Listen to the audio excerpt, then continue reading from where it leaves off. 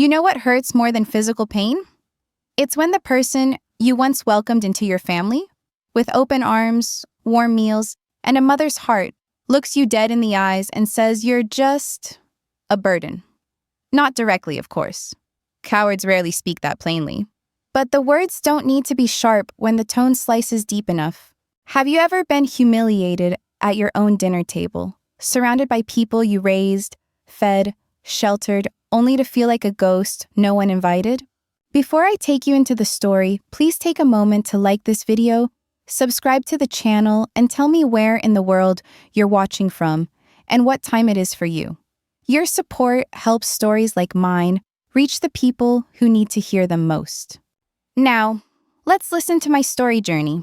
It was Sunday evening, the kind of spring day when the light still lingers past 7, golden and gentle. I'd made roast chicken with rosemary and lemon, mashed sweet potatoes the way Matthew liked them, and that tangy cabbage slaw Ella always pretended she didn't eat. But somehow, it always disappeared. I served it all with warm rolls and that ridiculous maple butter she claimed was too much, but scraped clean anyway. Dinner was ready. The table was set with the good plates, the linen napkins, even the little place cards I still like to use when we had all 4 of them over. Matthew, Ella, and the twins. I had lit 2 candles in the center, just like I used to when we had guests back in the old days. But tonight wasn't for guests. It was supposed to be for family. They arrived late, laughing at something I wasn't part of. The twins barreled through the front door, already arguing over the tablet, and Ella was on her phone before she even took off her shoes. Matthew gave me the usual one-arm hug and said, "Smells great, Mom." But I knew he hadn't really smelled anything. We sat. The food was passed. Conversation floated above my head like I wasn't even at the table. I tried to speak twice. Once about the neighbor's new garden. Once about a letter from my sister. But both times, the room steamrolled over me. Then it happened. I was asking if the twins might like to come over next weekend.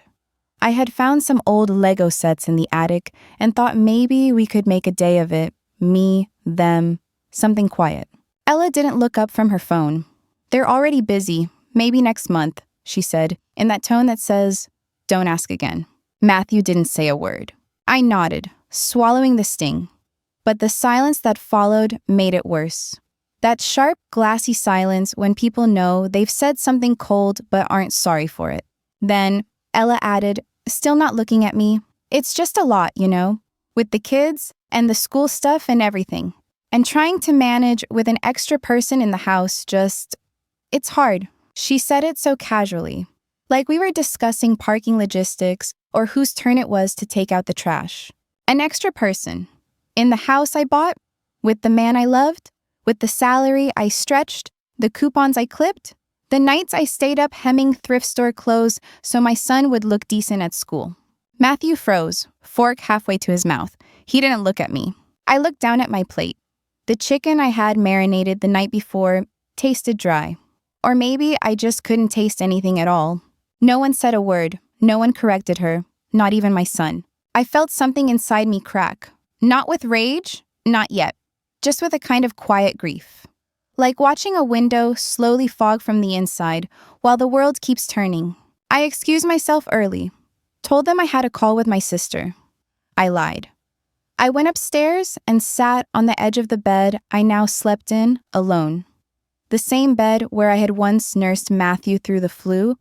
The same bed where his father and I had stayed up planning his college fund. I could still hear their voices downstairs. Laughing, arguing. Ella shouting at one of the twins.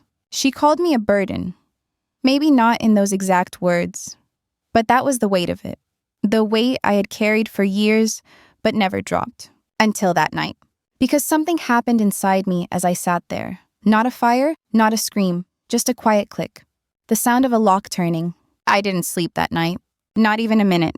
I just lay there under the 2-white comforter Ella had bought online. The one that never quite matched the rest of the room. But she insisted it was modern. The old quilt I'd kept for decades was folded in the closet, smelling faintly of cedar and memory. While the rest of the house slept. Ella snoring faintly, one of the twins sleep-talking about a video game. I stared at the ceiling and took a long, bitter inventory of everything I had given. Everything they had conveniently forgotten. This house didn't fall out of the sky. It wasn't some windfall or inheritance or gift from a generous uncle. This house was built on sweat and secondhand shoes, on waiting until payday to buy meat, on skipping anniversaries because the water heater went out again. I remember the day we closed on it. I had paint under my fingernails, and Matthew, barely 7, was clinging to my arm because he was scared of the echo in the empty living room. His father and I had looked at each other and smiled, not because the house was grand, but because it was ours. We didn't have a bed frame the first few months. We slept on a mattress on the floor and used upside-down milk crates as nightstands. I made curtains out of old tablecloths. We scrubbed every inch ourselves, bleach and rags, and music playing from a tiny old radio. That hallway? I patched that drywall myself. The corner where Ella keeps her shoes now? I laid that tile on my knees during a winter so cold the grout nearly froze. And when my husband got sick, so suddenly, so violently, it was this house that kept me going. Not just the roof and walls, but the history. The labor that lived in every nail. I cared for him here, held him through the shakes, washed his sheets, fought with insurance agents, cried in the shower so Matthew wouldn't see. And when he passed, it was here, right in the front room, sunlight leaking in through the blinds where I signed the death certificate. Ella hadn't even visited, said the kids had the flu. But now, suddenly, she lived here. Her and her labels and her diffusers and her new age rituals, her cool detachment, her sideways glances, her corrections when I forgot to use oat milk instead of cream. And now she called me a burden. Not with rage, not with venom, but with something worse, indifference. She didn't hate me. She simply erased me. Like I was a line in the budget, a shadow in the hallway. And Matthew? My son, the one I held for 19 hours of labor, the one I stayed up with for 3 days straight when he had chickenpox, the one I used to carry through the grocery store because he insisted he was too tired to walk, he said nothing. That's silence. It was louder than any insult. I kept thinking of that word, burden. It echoed, not just through the house, but through my bones. I looked around my room, not their guest room, mine. The same room I shared with my husband for 33 years. Now it smelled faintly of lavender detergent and Ella's room spray. All my photos had been moved to the corner. My rocking chair, the one I used when Matthew was a baby, was pushed against the wall so it wouldn't block the light. And that's when I remembered something. It was like my mind, so dulled by grief and politeness for months, suddenly flipped a switch. The house was still in my name. Not Matthew's, not Ella's. Mine. After my husband passed, I hadn't wanted to deal with the paperwork, the will, the bank changes. But Alan, our family lawyer, insisted we finish it. Clean and simple, he said. He drew up the transfer titles, updated the deed. I signed them still in a haze. The house remained mine. They never asked, and I never offered, because in their minds, I suppose, ownership didn't matter. What mattered was convenience, space, access. What mattered was their comfort. They had moved in after Ella's business failed. Some boutique candle thing. They sold the apartment. Matthew got laid off 6 months later. They needed a place to land for a few months. That was nearly 2 years ago. They said they'd help with bills. I never saw a dime. They said I'd have plenty of space. I started eating dinners alone. They said the kids would love having grandma nearby. I hadn't had a real conversation with either of them in 6 months. So that night, sometime around 3 a.m., I got out of bed. I padded across the cold hallway, past the boys' room with its glow-in-the-dark stars on the ceiling, into the office. It still smelled faintly of old paper and printer ink. My husband's desk sat in the corner. Still too big, still with a squeaky drawer. I opened it, found the manila folder. Property deed, Eleanor Martin. Updated title, sole owner. I stared at my own name. Black ink, no co-signers, no attachments. My hand shook, but not from fear. It was something else, maybe power. Maybe grief finally transforming into clarity. I set the folder on the desk, turned on the lamp, and sat down. I didn't know exactly what I'd do next, but I knew this. I wasn't a burden. I was the owner, and I was done being erased. The shift didn't happen all at once. It crept in slowly, like sunlight through a crack in blackout curtains. Small, steady, impossible to ignore once you finally notice it. I didn't scream. I didn't slam doors. I didn't cry. Instead, I began to see things clearly. Not as a mother trying to give her son a soft landing. Not as a grandmother trying to stay relevant. Not as a widow trying to hold on to something. But as a woman who had been pushed into a corner of her own life. And I had decided to step out of it. The next morning, I made coffee before anyone else was awake. The old drip machine sputtered and hissed in its usual rhythm. I could smell cinnamon toast, even though I hadn't made any yet. Just ghost memories of all the years I had. I sat at the kitchen table and watched the morning fog peel back from the edge of the lawn. Ella walked in eventually, dressed in her yoga clothes, earbuds already in. She didn't say good morning, just reached past me for her protein shake. Matthew followed 15 minutes later, still rubbing sleep from his eyes, grabbing a banana and a granola bar like a teenager late for school. I said nothing. I just watched. Observed the life I was no longer invited to participate in. They didn't see me. Not really. Not as someone who made the mortgage possible, who paid the electric bill the year Matthew couldn't, who babysat their kids while they worked things out, who made them soup during flu season, folded their laundry when they left it in the dryer, and let them stay, rent-free, for 22 months. I was now a lamp in the corner, background, a burden. The irony was so sharp, it almost made me laugh. I began to take notes. Not in a dramatic way, just practical. A small notepad I kept in the drawer by the fridge. Water bill paid by me since May 2021. Property taxes filed under Eleanor Martin. All maintenance requests sent to my email. No rental agreement signed, no financial contributions documented. I kept that notepad with me like a lifeline. Each bullet point was a stitch in the seam I was quietly ripping open. The house had become a set for someone else's play, and I was no longer willing to be cast as silent extra. And they didn't see it coming, because I kept smiling. I made dinner that night. Not for them, for me. Grilled cheese, tomato soup, an old favorite. I sat in the corner chair by the window, napkin folded neatly in my lap, and ate while the rest of them ordered delivery. Ella muttered something about going vegan next month, and I just nodded like I hadn't heard. Because none of it mattered anymore. I had stopped investing in the illusion.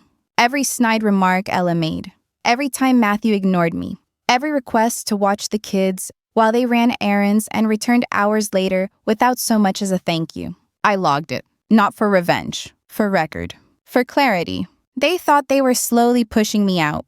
But what they didn't know was that I had already left emotionally. Now I just needed to follow through physically. The last straw came a few days later. I was in the backyard, trimming the rose bushes I had planted with my husband when Ella came outside in full makeup and heels, holding a phone to her ear. "Yeah," she said, to whoever was on the line, glancing at me as if I couldn't hear. "It's been tough, you know. She's still here. I mean, she's sweet and all, but it's time. It's definitely time." She laughed. "It's time."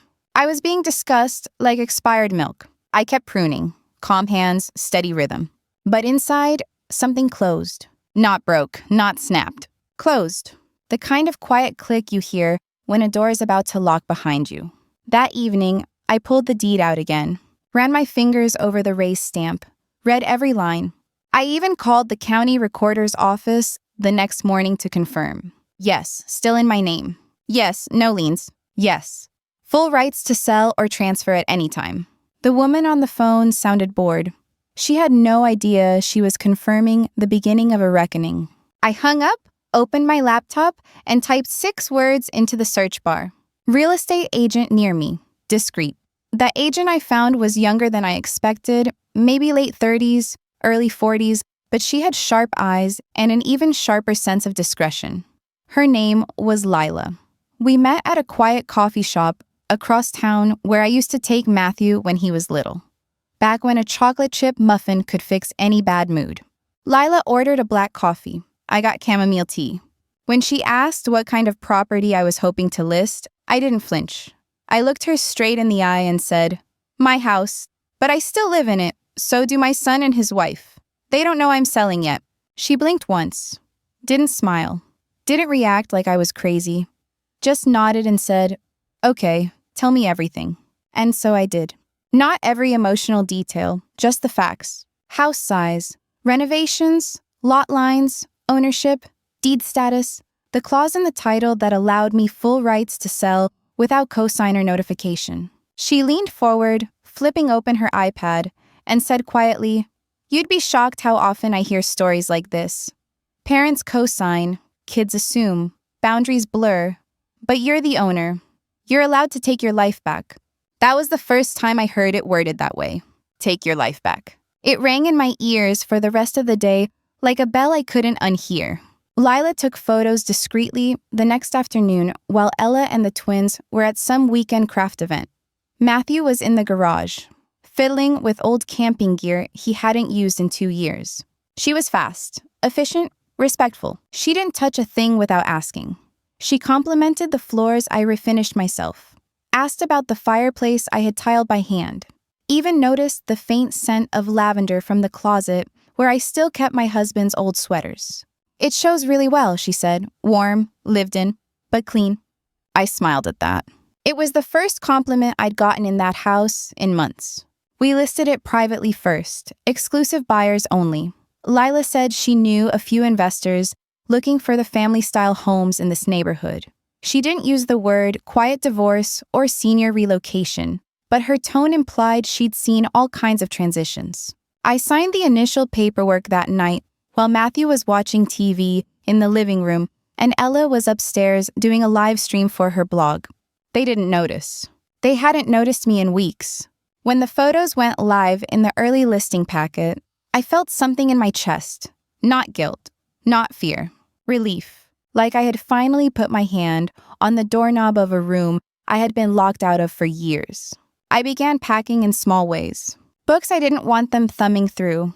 My mother's jewelry. That quilt. I wrapped the delicate things in old t-shirts and placed them in sturdy boxes I labeled with soft lies like seasonal storage and attic reorg. And still, they didn't notice. Ella was too busy trying to relaunch her candle business with a rebrand. She had renamed it Burned Sage, or something equally ironic.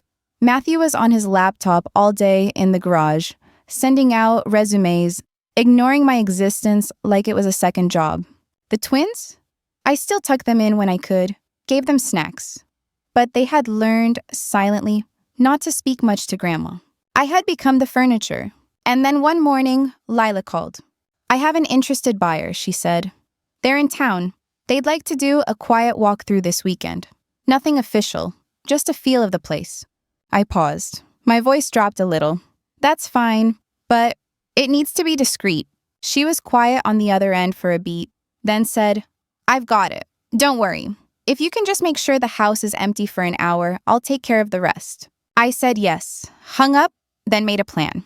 On Saturday morning, I suggested a family outing, something I hadn't done in a while. The kids could go to the science center, maybe grab lunch after. Ella rolled her eyes at first, but when I offered to pay, she agreed faster than I expected. Of course she did. They left around 10. By 10:15, Lila was pulling into the driveway with a clean-shaven couple and their real estate lawyer. She smiled at me, nodded once, and said, "This is the one I told you about. Clean deed. Excellent foundation. Long-time owner. Selling with dignity. Selling with dignity." That's what she said. I stayed outside during the showing, sitting on the porch with a book I wasn't reading. I heard laughter through the windows, heard them admiring the kitchen cabinets, the vaulted ceiling in the master bedroom, the way the sunlight hit the dining table just right. The same table where Ella had said I was still here. Yes, still here, but not for much longer. When they left, Lila lingered on the porch. "They loved it," she said. "They'll make a formal offer by Monday." I nodded. She hesitated, then added gently, "You okay?" I looked out at the driveway, at the sidewalk chalk drawings that were half faded from rain, at the rose bushes I trimmed last week, at the porch swing that still creaked when the wind hit just right. And I said, "I've been okay for a long time. They just stopped seeing it." She smiled. Then she left. And I sat there a little longer, waiting for the sound of their car to return, waiting for the moment the secret started to breathe. They came back around noon, bags in hand, kids sticky from lemonade and popcorn. I had made sandwiches and set them out like nothing had happened. Ella didn't even thank me, just scrolled through her phone while chewing. Matthew said something about a new job prospect in a voice so flat, I didn't know if he wanted me to ask more or less. The twins told me they saw a robot that danced and a fossil that looked like a dragon. I smiled and listened like always. Inside, I was already somewhere else. That Monday, the offer came through. Full asking price, no contingencies, cash. Lila called me with a kind of soft triumph in her voice. They want to close fast. 3 weeks, maybe less. I told her I'd sign by the end of the day. And then I did, right there in the kitchen, while Ella argued with a brand rep on speakerphone and Matthew vacuumed the car in the driveway. Not a single question, not a single glance at what I was doing. They were so sure of their place here, so sure I would never move, so sure that age equals compliance. The next morning, I met Alan, my lawyer of 22 years, at his office downtown. It smelled like dust and old folders and that faint, pine-scented floor cleaner his receptionist always overused. He wore the same mismatched tie and cardigan he'd worn since my husband was alive. He shook my hand and said, "You're sure about this?" I nodded once. He sat, opened the folder, and said, "You don't owe them anything, Eleanor. You know that, right?" "I do now," I said quietly. He tapped the papers. "They don't have tenant rights. No lease. This is your property. The sale will go through. But once the notice goes up..." "I understand," I said. "Just make sure it's legal. That's all I care about." He paused, then leaned back and smiled like he hadn't expected that kind of steal from me. Maybe I hadn't either.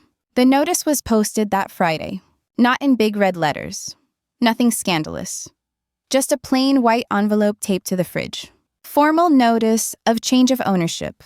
Move out required by date. Signed, Eleanor Martin, sole proprietor. Ella saw it first. I was in the laundry room, folding towels when I heard her call out, sharp, irritated, like she'd found mold in the butter dish. "Eleanor, what is this?" I took my time walking out, dried my hands on a cloth, looked at her standing there barefoot in leggings, holding the paper like it was a prank. "That," I said calmly, "is notice. The house has been sold." Her eyes widened. She laughed. Actually laughed. "Wait, what? You're joking, right?" Matthew walked in a second later, holding a wrench from the garage. "What's going on?" I looked at him. His eyes flicked from me to the paper in Ella's hand. He didn't laugh. He didn't say a word. Ella, on the other hand, was already ramping up. "You sold the house without telling us? You can't do that. We live here." "You stay here," I corrected. "You don't pay, you don't contribute, and you don't own." "You're seriously throwing us out?" she asked, her voice rising. "Where are we supposed to go?" I didn't flinch. "You're adults. I'm sure you'll figure it out." Matthew still hadn't spoken. He just stood there, shoulders slumped slightly, eyes locked on the floor like the grout lines could save him. Then Ella said it. "This is elder abuse." I actually laughed at that one. Laughed loud enough to surprise myself. I said, "Elder abuse is when you take advantage of someone's age to silence or control them. Not when that someone finally says enough." She stormed out, called someone on the phone. Matthew looked up at me, finally, and said, "Why?" I wanted to scream. I wanted to hurl every sacrifice I'd made in his direction, like an avalanche. But I didn't. I just said, "Because you let her call me a burden, and you said nothing." He looked like I'd slapped him. Maybe I had. I walked out of the room and let the silence carry the rest. That evening, I sat on the porch swing and watched the sun slide behind the rooftops. It was quiet. The kind of quiet that feels like a clean slate. And for the first time in years, I didn't dread what came next. They didn't leave right away. Of course they didn't. Ella sulked and fumed and sent a string of passive-aggressive texts from 3 rooms away, as if we weren't under the same roof. One of them simply said, "You'll regret this." I didn't respond. Matthew tried to reason. He cornered me near the stairs a few nights later, voice low like he didn't want the kids or his wife to hear. "Mom, just think about it, okay? Maybe we were overwhelmed. Maybe she said some things she didn't mean. But selling the house?" I stood still, one hand on the railing. "You were right there, Matthew," I said softly but firmly. "She called me a burden. Not once. Not in a heated fight. Just calmly. Like she was discussing the weather. And you said nothing. Not then. Not ever." He looked like a child then. A man who had never grown all the way up. "I didn't mean to hurt you." "That's the problem," I said. "You didn't mean anything. You just let it happen." I walked past him, up the stairs, and shut my door. The lock clicked. It wasn't long before the for sale sign went up. Lila had tried to delay it, to keep things as quiet as possible, but the buyers wanted visibility. A show of confidence, she said. The morning it appeared on the lawn, I watched from the kitchen as Ella stood in her robe and stared at it through the window like it was a corpse someone had dropped on her porch. Matthew muttered, "Jesus," and left for the hardware store. Again, the twins asked if they were moving. Ella told them it was just a prank. I didn't correct her. By the weekend, flyers started appearing in the mailbox.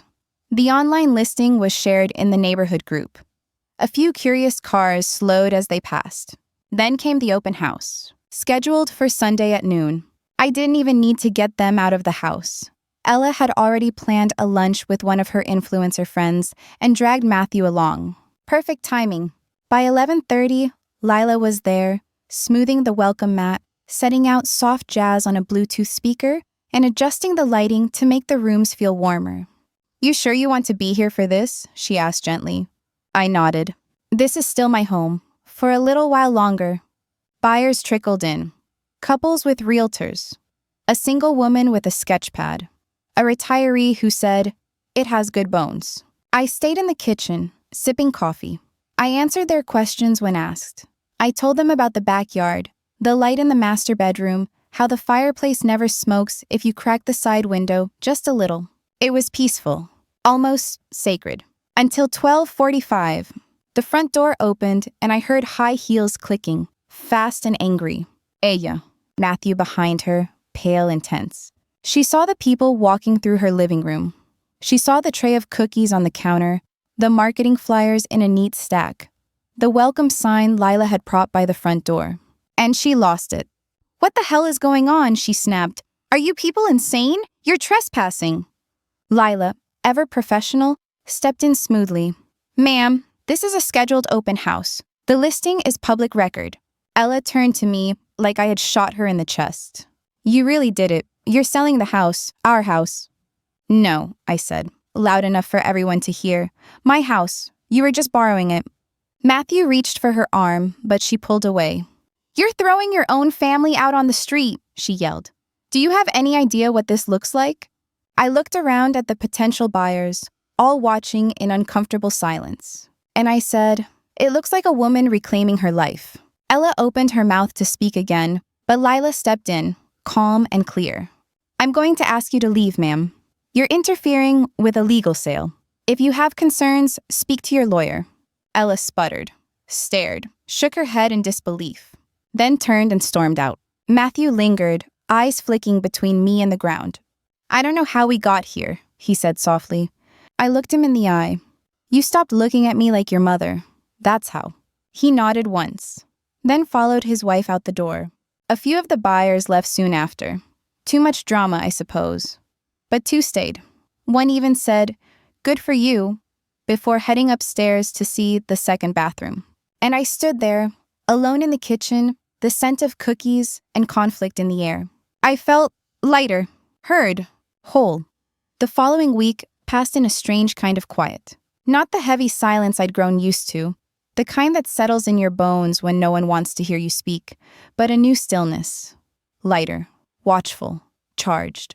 Ella avoided me entirely. She took her calls outside, her coffee to go, The twins didn't understand, but even they seemed to know something was shifting.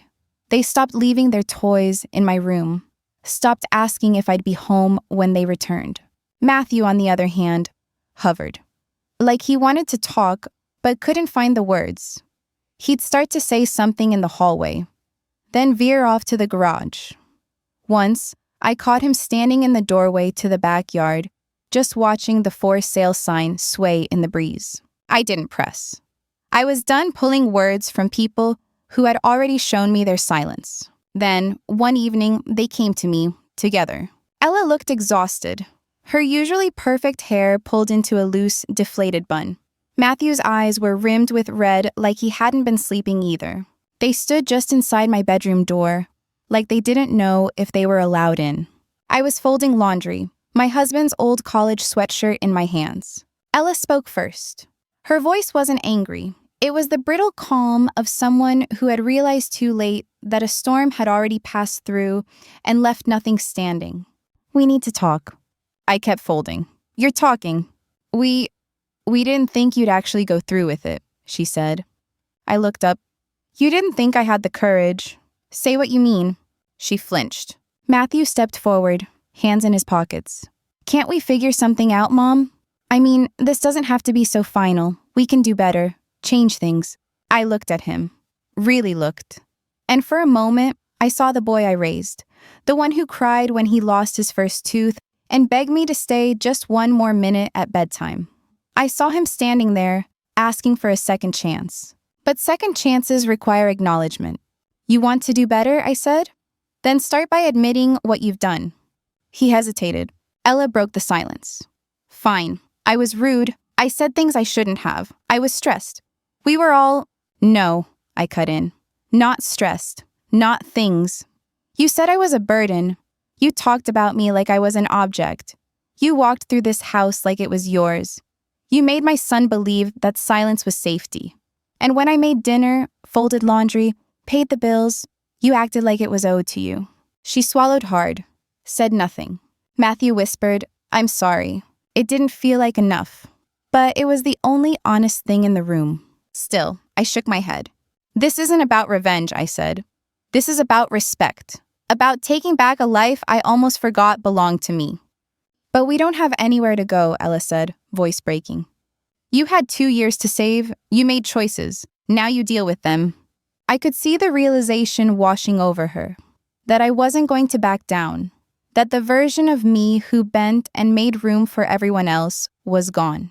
Then I said the words I had written on a slip of paper weeks ago and kept in my pocket just for this moment. "You don't get to stay in a house you disrespected." She started to cry. Matthew stayed quiet. "I suggest you start packing," I said. "The closing is in 12 days. They left the room. Not another word. I sat back down and stared at the sweatshirt still in my lap. My husband's initials faded on the sleeve. I pulled it close, breathed him in. Later that week, I began boxing up my remaining things. The ones that truly mattered. My photo albums, the hand-carved jewelry box from my grandmother, the wedding plate with the chip from our first fight. I booked a small moving truck, arranged storage. Lila found me a short-term rental in a quiet neighborhood across town. A little 2-bedroom with a garden, hardwood floors, and a porch swing I'd eventually repaint. The day of the final walkthrough came faster than I expected. Lila arrived with the buyers at 9 p.m. sharp, and Ella and Matthew were still gathering the last of their things. Half-filled boxes, shoe piles, laundry bags. The twins had already been sent to stay with friends. I stayed out of the way, sipping coffee on the porch. At 10:30, the buyers signed. At 11:15, the notary stamped the final page. At 11:32, Lila turned to me and said, "It's done." I didn't cry. I didn't smile. I simply stood up, walked back inside, and did one final sweep of the rooms that had been filled with so much noise and so little care. In the kitchen, I left a note. Just one line. "A burden carries more than you'll ever understand." And I left the key on top. I didn't look back. Not when I shut the front door. Not when I handed the buyers the keys. Not even when I heard the engine of the moving truck hum to life behind me. Some places don't deserve a final glance. Not because they weren't sacred once, but because the people inside forgot how to honor them. My new place was small, a single story with old bones and creaky floors, but it breathed peace. The windows faced east, so the light poured in early and gold. The backyard was a patch of overgrown green that begged to be tamed. I liked that. It had potential, but no pretense. Lila helped me move the heavy things. The rest I took slowly, over 2 days, in cardboard boxes marked private and essentials and memories. I unpacked my husband's sweatshirt first and draped it over the new armchair. Hung our wedding photo by the front door. It didn't take much to make it feel like home. Peace doesn't need decorating. 3 days after the move, a letter arrived. No return address, just my name in tense, looping script. Inside, a single sheet of paper. You've destroyed our family. Hope you're proud. No signature, but I didn't need one. I sat at the little kitchen table, holding that paper between my fingers like it might burn. And then I laughed. Not the bitter kind, not triumphant either. Just a soft, clean laugh. The kind that comes when you realize you finally stepped out of a fire someone else lit. I tore the letter in half, then in half again, dropped it into the trash with yesterday's coffee grounds. That same afternoon, I called Ava, the one person from the old house who had never raised her voice, never looked through me. She was hesitant at first when she answered. Grandma? Hi, sweetheart. Just wanted to hear your voice. She paused. I could hear the sound of pages flipping in the background. Are you okay? I am, for the first time in a long while. She didn't say much, just breathed into the line for a few seconds. Then she said, They're still yelling, mostly at each other now. I figured, I miss you. That hit me harder than I expected. I miss you too. You're always welcome here. No pressure. Just, if you ever need stillness. She whispered, I think I do. We didn't hang up quickly. We talked about books, her schoolwork, the new houseplants she was trying not to kill. When she finally said goodbye, her voice was lighter. Maybe she would find her way out of that mess in time. Maybe she already had. That evening, I made dinner for one. Pan-seared salmon, roasted asparagus, a glass of wine I used to save for holidays. I lit a candle, played Billie Holiday, ate slowly. And when the night deepened, I went out onto the porch and watched the neighborhood hum. A couple walking their dog, a kid on a bike, somewhere, someone playing piano. I sat back, pulled my husband's sweatshirt tighter around my shoulders, and let the air settle. Then my phone buzzed. A message from Matthew, just 4 words. Do you hate me? I stared at the screen, let the words breathe. I didn't reply. Not that night. Instead, I opened my notebook and began writing down everything I had learned. Not just about them, but about myself. That motherhood is not a contract. That silence can be a weapon or a prison. That boundaries are not betrayals. That love and self-respect are not mutually exclusive. And that sometimes the greatest kindness you can show someone who's hurt you is letting them live with the echo of what they lost. At midnight, I finally texted Matthew back. No, but I see you now, and that's something you'll have to live with. He didn't reply, and I didn't need him to. 2 weeks passed. The house was sold. The boxes were gone. My name was no longer on any shared bills or buried under someone else's schedule. I woke up each day to a small life, but it was mine, entirely. The sun rose through my east-facing windows, just like it always had. But now it lit up walls that didn't carry the weight of tension. My coffee brewed quietly. My mornings stretched without interruption. And for the first time in decades, I didn't wake up anticipating who might need something from me before I even had the chance to breathe. The legal closeout came in a simple white envelope. I opened it over the sink. Inside was a statement confirming final transfer of funds. The full amount was now in my account. I ran my finger along the edge of the check. A number that symbolized more than money. It was a severing. A reward. A declaration. I wasn't rich, but I was untouchable. And that freedom? That was something even the loudest guilt couldn't steal. Ava visited me that Sunday. She came alone, wearing a denim jacket and a nervous smile, clutching a Tupperware of cookies she'd baked herself. They're kind of burnt, she warned as I opened the door. I raised your father. I'm used to burnt things, I smiled. She laughed. That warm, surprised laugh that sounded more like her than anything I'd heard in a while. We sat on the porch swing together. Mom's not doing well, she said after a few minutes. She's angry at everything, but mostly herself, I think. She's got a right to be angry, I said slowly, but not at the person who finally told the truth. Ava looked at me. I just want peace. You came to the right house then. We didn't talk about the past after that. Instead, we planted 2 lavender bushes in the front yard. I showed her how to till the soil, how to check the roots. She asked questions. She listened. Before she left, she hugged me. Not out of pity, not out of obligation, just out of want. You seem stronger, she said. I am. I had to become the woman your grandfather always believed I was. She nodded, then left. No drama, no heaviness, just a good goodbye. That night, I sat down at my desk and pulled out the final folder. Firewood. I'd labeled it months ago. The one with every receipt, every quote, every document tied to that house. I fed it sheet by sheet into the shredder. The mortgage contract, the water bills, the notarized warnings, even the copy of the letter Ella had sent, unsigned but unmistakably her. The machine hummed. The paper curled and vanished, until all that remained were the ashes of someone else's comfort zone. And then, in the quiet, I opened my husband's old retirement binder. Tucked into the last page was the note I'd saved, the one he wrote on the back of a dry cleaning receipt. Make sure Eleanor knows she did it all. I just stood beside her. I closed the binder and placed it back on the shelf. Then, I stepped out onto the porch again. The sky was streaked with deep indigo, stars just starting to punch through. The air was warm, the kind of warm that hugs you without clinging. And I realized something. The world hadn't ended when I chose myself. The family hadn't collapsed when I reclaimed what was mine. What collapsed was the illusion. The illusion that silence was safer than truth. That motherhood meant martyrdom. That love was a contract I couldn't step away from. And in that collapse, I built something sturdier. Boundaries, clarity, self-respect. I didn't feel victorious. I felt clean. And as I sat back in that creaky porch swing, barefoot and content, I lifted my coffee mug, cold now, but still full, and whispered to the night, you can call me a burden, but next time, call me a boundary too. Because this time, the ending belonged to me, and I wrote it without apology.